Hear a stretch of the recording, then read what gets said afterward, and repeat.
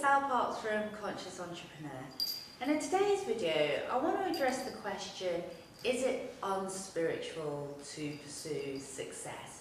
Because there seems to be a kind of conflict that exists where people think money and success is bad, and if you're a spiritual person then you shouldn't have the desire to kind of pursue these things.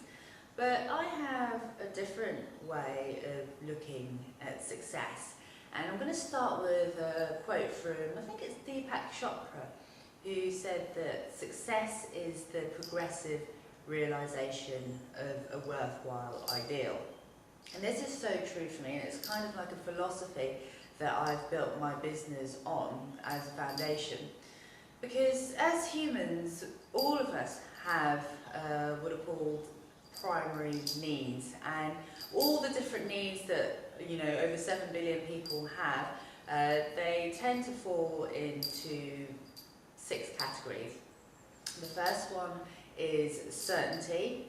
The second one, paradoxically, is uncertainty or variety.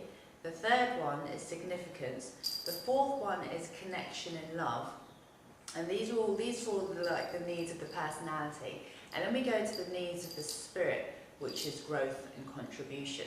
And for me, as an entrepreneur, like the journey of, I suppose you could say the journey of success for me has been such a personally healing journey, because in order to realise our goals in the material world, we have to kind of do a lot of self-work and a lot of growing, and no more so than entrepreneurship, because a lot of people shy away from the challenge of kind of looking deep into themselves and all the aspects they don't like about themselves. But it's these aspects, these limitations, that are preventing them from experiencing like the true freedom and abundance and happiness and peace that majority of us, if not all of us, want.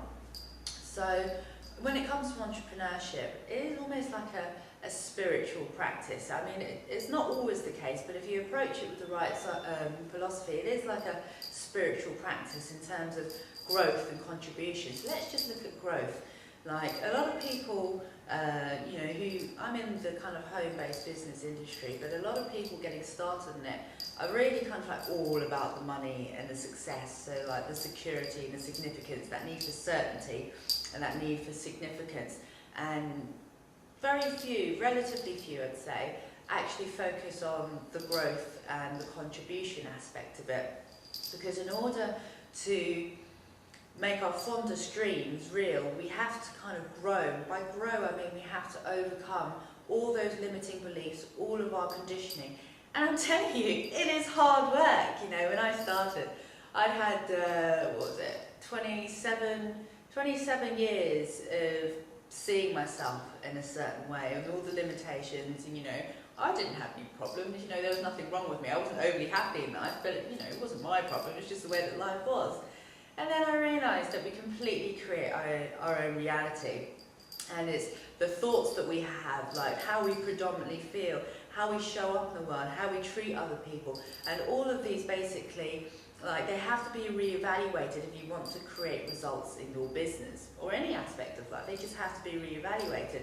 And so it's a constant kind of chipping away and chiseling and moulding and shaping of like your thoughts, how you feel, how you show up and how you contribute, that essentially eventually end up materializing in a business that you love, that kind of like, yeah, money is a byproduct of that, but again, the money comes when you add value to the lives of others, and that's where the contribution aspect comes in. You know how I said earlier, there's 2 needs?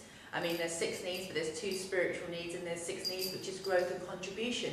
And as an entrepreneur, you're in such a privileged place where you're able to kind of see problems and offer solutions to them, and that's what being an entrepreneur is, and that's what distinguishes us from just mere business owners. An entrepreneur sees a problem and seeks to provide a solution, and as a result, from offering that value and providing that solution, the exchange is financial, tends to be financial, and so the more value you the more value that you offer as a result of you growing either by knowledge or your way of kind of interacting with other people, and all the other skills that are involved in entrepreneurship, the more value you have to offer, the more money you make, and that's just simply how it is. But for me, like, money was never or still isn't, it's not a prime motivator. It's simply a byproduct of doing what I love and having a genuine desire to serve other people.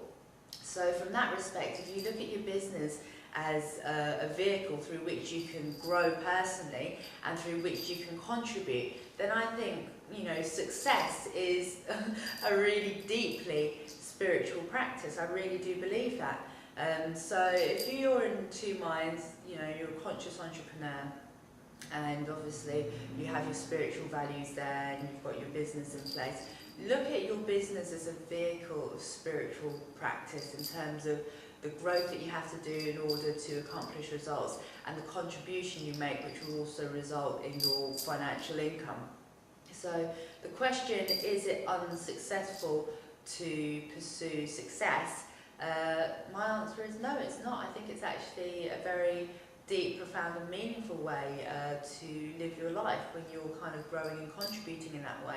Obviously, you get the other side of the equation where people pursue success for purely selfish reasons, i.e., you know, the significance they'll gain as a result of, you know, the success they have or the money they have and what they'll do with it. So they want the faster cars, the bigger homes, and there's nothing wrong with that. It's only when that is your primary goal and it comes at the expense of other people, then I would say that, yeah, it's not very spiritual to pursue success in that way. So I know if you're watching this video here, like, you've got spiritual inclination, so I'd say just keep going, focus on your growth, your self-growth, and focus and look at all the ways you can contribute. You're only limited by your creativity. That's this video for today. I hope you found it valuable. Just thought I'd share my insight with you there. Until next time, take care. Bye now.